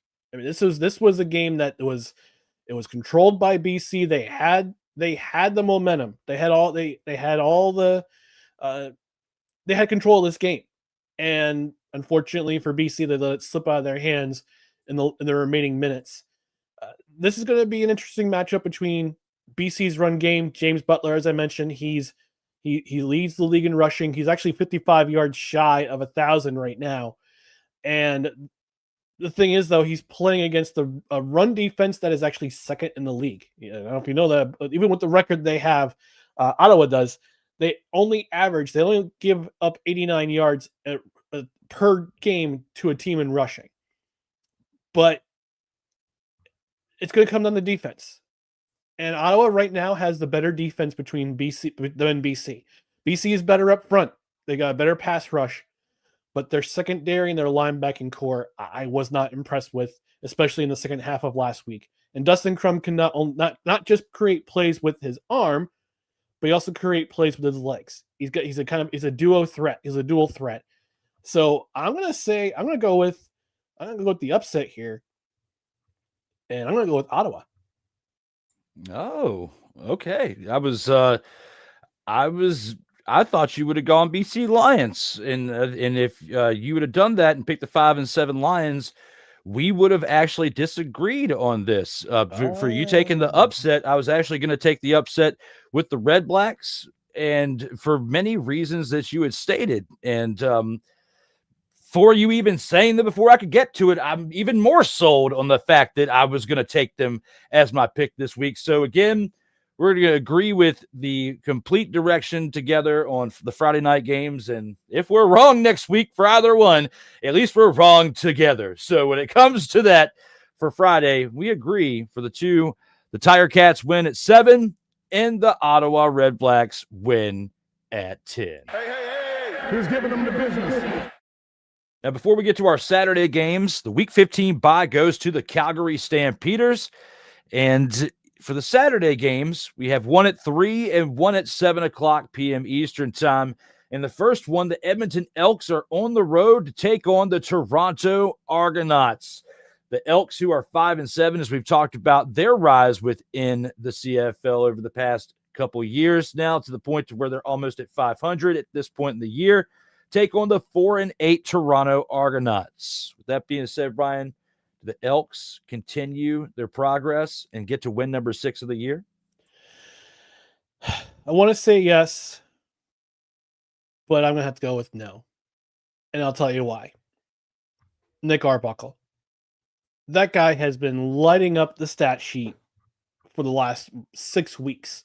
I think in the last 6 games, he's had over 2,100 yards. And he currently leads league with over 3,800 yards passing. He's second in touchdowns with 23, as well as they did last week against Calgary. They got to the court. They got home 4 times against Vernon Adams. They stopped the run game, which yeah, it was kind of, I wouldn't say it's an anomaly, especially with Calgary's running attack and Dedrick Mills, but Toronto doesn't really showcase a run game because they let their main running back go before the season began. That being said, this is Toronto's game because they're going to just air it out against a secondary that hasn't been very impressive this season. Not last week, notwithstanding. But I'm gonna have to go with Toronto here, and because they're at home. It's John Candy Appreciation Day, by the way. I don't know if you know that because John Candy once owned the Toronto Argonauts. Yeah. Yes, in the early '90s, he actually convinced Rocket Ismail to sign that big contract to go to the CFL. Didn't they win a Grey Cup while he was the owner? Yes, they did. In 1991, they won the Grey Cup. Because I remember watching in one of his autobiographies back then, because I was a big John Candy fan as a little kid. Yeah, and I remember watching one of his, and they talked about that. I don't know if you've seen the trailer for the documentary "I Like Me" about his life. Tearjerker. I can't wait for the documentary. I love John Candy. I have not seen that yet, but I will make sure now that we've talked about it. I'm gonna have to check it out because, like yourself, I was a huge John Candy fan. Of course, I was fans of like the bigger actors too, because us being like bigger as younger kids, I just gravitated to them. Chris Farley, even though he was funny, but a completely different kind, like he was the inappropriate kind of funny. John Candy was the wholesome family kind of comedy funny, but also could switch into more of a serious role if he needed to. And unfortunately, we didn't have as much time as we should have with him, in the movies business, because he was making a pretty big impact. Could you imagine John Candy and Chris Farley in a movie together? There's no way it could happen. There's no way. Man. I don't think there's any way it could happen. And the reason why I don't think John Candy would have let that happen. He was a father, and looking at that, and looking at how Chris led his life, not so much to be on the screen together, right? Because you can share that with anybody who has issues, whatever issues that may be. But the problem with Chris and different directions throughout his career was he was showing up to the set intoxicated. And that I don't think I didn't know John Candy very well. And of course, he was a heavy smoker and of course loved foods like yourself and me. But I don't think just based on what I've seen in certain documentaries of him, I don't think that they would have meshed well with that because they're two different energies. Chris was high strung with the amount of drugs he was on and wide open, and John wasn't. No, but I think they would have brought it together. But I love how the Canadian Football League brings us to John Candy because it's John Candy Appreciation Night. But that's the reason. I think that's the primary reason why I have Toronto in this game because they're playing on a night. It's a special night where they commemorate a great life in John Candy, who wanted this league to succeed, who wanted the Toronto Argonauts to succeed, and his buying into him. And Wayne Gretzky and Bruce McNall buying into the league and wanting to bring it to America. That was one of the biggest reasons why they brought it to America in the mid 1990s. So, anyway, back on topic. I'm taking Toronto.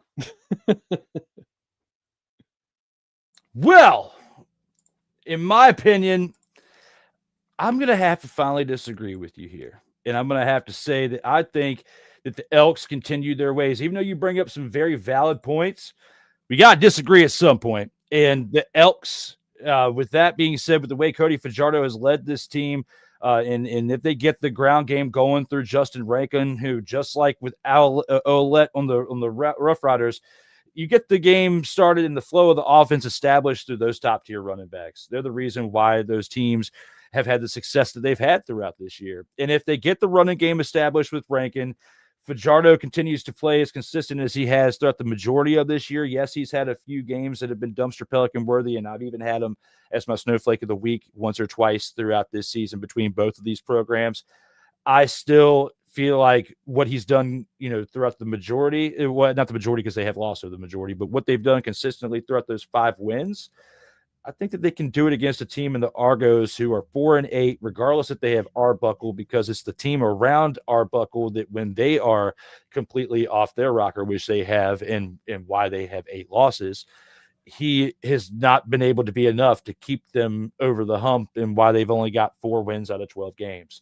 So for that and the way that the Elks played this past week have convinced me that they are on the rise, whether they can make it to a positive record this year or not. 2026, I feel like we're going to see something special out of the Elks. Not saying a Grey Cup, but I feel like they will be like what the Tiger Cats have been throughout this year, a consistently good team that's been above 500 for the most part and has been making noise throughout the league and becoming a problem to the opponents that they have each week. So that's the reason why I picked the Elks and why I have a feeling they have a strong chance to win this game at 3:00 tomorrow afternoon. Hey. Who's giving them the business? And now, a team that Ryan knows very well and a team that I am becoming very familiar with, and the Saskatchewan Roughriders. Do the Alouettes overcome their dumpster pelican performance from week 14 and take down the Rough Riders for their 3rd loss of the season? Or do the Rough Riders absolutely mollywop the Alouettes and hand them their 8th loss of the season, as the Alouettes are 5-8 in comparison to the Rough Riders' 10-2 record going into this game?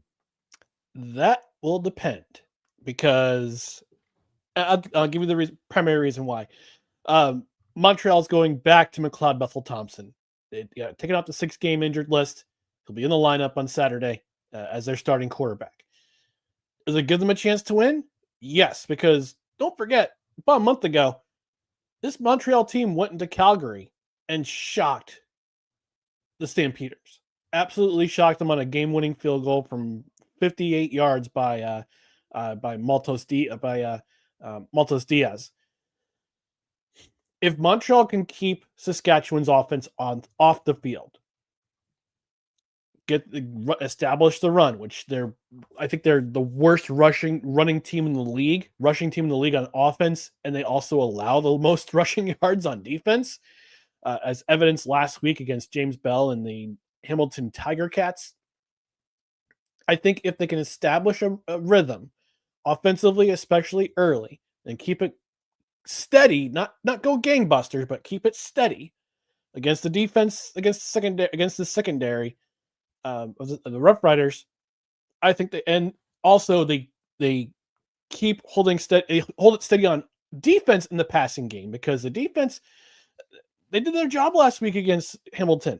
Bo Levi Mitchell had less than 200 yards passing against the Montreal Alouettes last week, and they also picked them off once. So if they can do that against Trevor Harris and limit the run for the Rough Riders, then yes, I have a feeling that Montreal can win this game. I don't think it's going to happen, though. I don't think it's going to happen because Saskatchewan's too strong of a team that they keep Trevor Harris upright. They find a way to run. They didn't have too many running yards last week against a very good rush defense of Winnipeg, but it's going to be at home. I'm hoping it was a sold out crowd at Mosaic Stadium, and it's against a weaker Montreal Alouettes team than what I have seen in previous seasons. So I'm going to take Saskatchewan in this game. And for this, I'm going to agree with you. I'm going with the Saskatchewan Roughriders.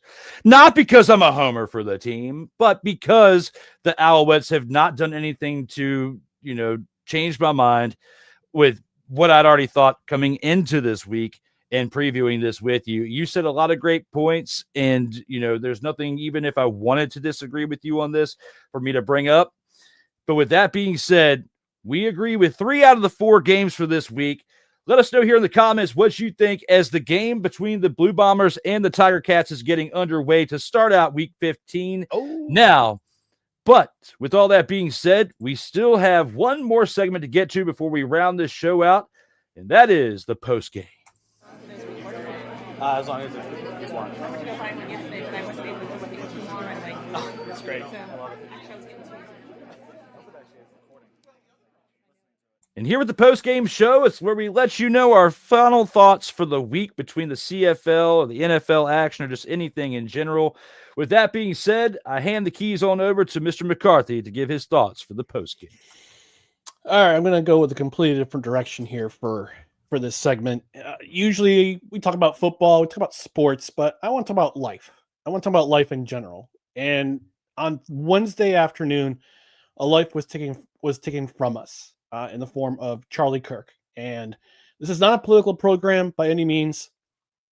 I consider myself a rather apolitical person. I consider myself politically homeless.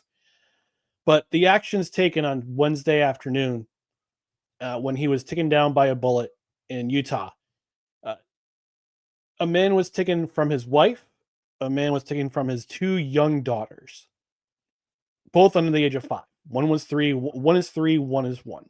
One is a year old. And yesterday was the 24th anniversary of 9/11. I don't want to call it an anniversary. I don't like calling it an anniversary because it's a landmark time in the history of our nation, of the United States. I would say it's more of a remembrance of 9/11, not an anniversary. It's not an anniversary. It's a remembrance. And for someone who lives in New York, I would say I'm a native New Yorker. I was born in New Jersey, but I've spent the majority of my life in upstate New York. I consider myself New Jersey born, New York raised. 9/11 is different for me than anybody in the world, because this happened on my home turf.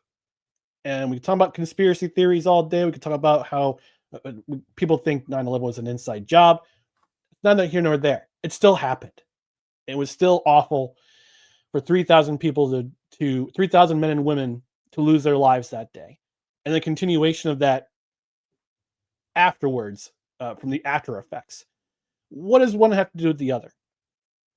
Back on 9/11 and the day after, 9/12, we came together as a nation. We came together as basically a family. We're a family that we have our squabbles, yes, but we come together at hard times. And to see people who I thought were friends on social media say that the murder of Charlie Cook was a good thing. It's awful. It just tells you how segmented we have become as a society, even 24 years after 9/11. And it hurts me as an American. It hurts me as a human being to know that there are people who would stoop to that level because they don't agree with him. They don't agree with his point of view on life. It used to be that we used to come together, exchange ideas, shake hands, maybe have an adult beverage together, shake hands, go our separate ways. We can't do that anymore when we're outspoken. There might be it might be harmful. It might be harmful to our health, and I hate that we're at this point.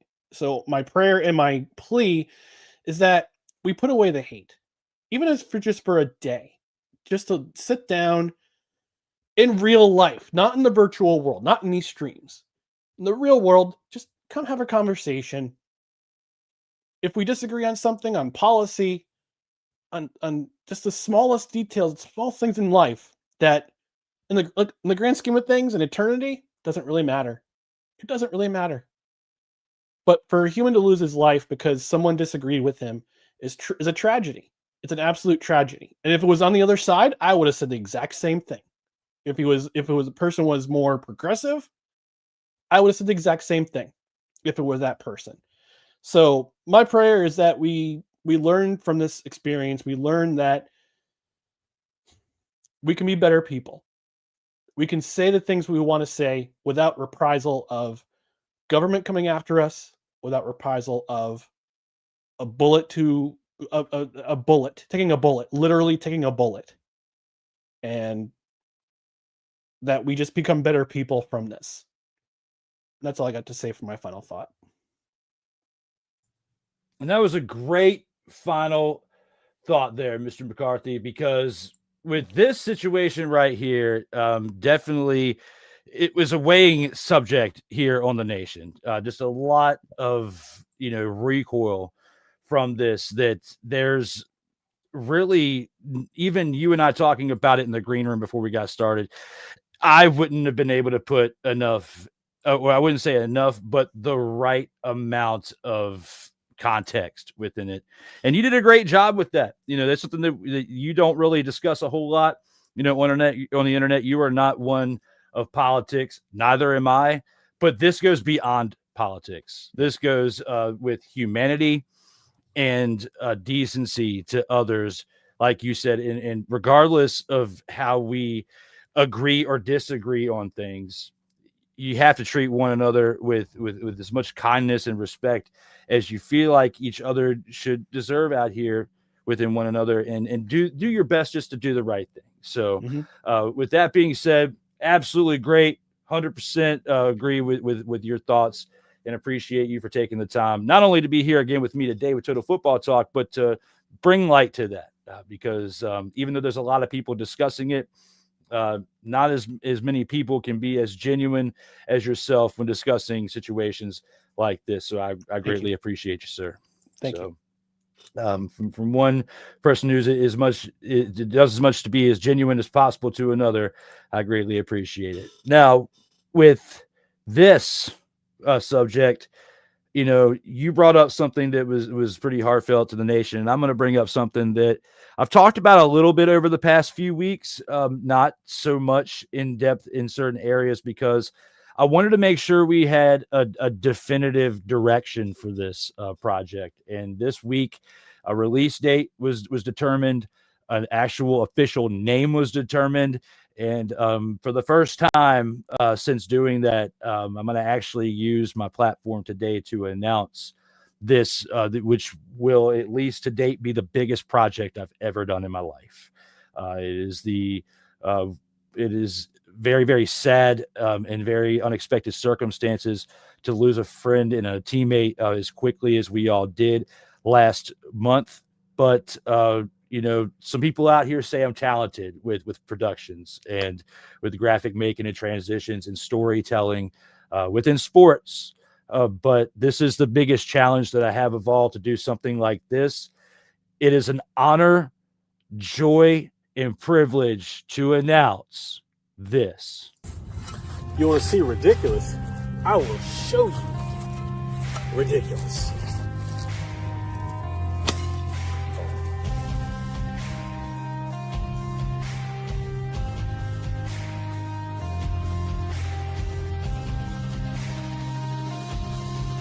Regardless We Move, the Tavon Dawson story premieres Tuesday, September 30th, exclusively on Surtoba Media. That is the big announcement that I have for this week. I have a couple more weeks to put a bow on this thing, but it is starting to come together very well. Shout out to all of you out there who've been sending me content over the last couple weeks, between the photos, the videos, the gratitude, the well wishes for this, because my main goal for this project, I don't care about the likes and the views. That's not something I've always had a direction for. For this, I care more about the people who truly cared about him having something to look back on when they think of him, whether it's during holidays, tough times, whenever a special memory comes to mind, and you want to see him again. This is the best way that I personally can provide that for you. And as someone who shared several summers with him on the baseball field and also had many conversations off of it, it is an honor, joy, and a privilege again to be able to provide that to you all. So thank you very much for the opportunity. And I look forward to sharing this with you all very, very soon. Looking forward to it. Thank you, sir. As someone who's been a big supporter like yourself of that, and just of the things that I've done since we've, met over the last few years, I greatly appreciate you. And the fact that we have Total Football Talk Extra together to discuss professional football each week. So thank you very much for yourself. To everybody else out there for the support. We've only got one thing left to do, and that's look at one awesome outro for Mr. McCarthy, Mr. Ryan McCarthy. Yes, I pointed to the right side this time. To my side, I am Drew Willingham. Everybody, as always, please stay safe out here in these streets.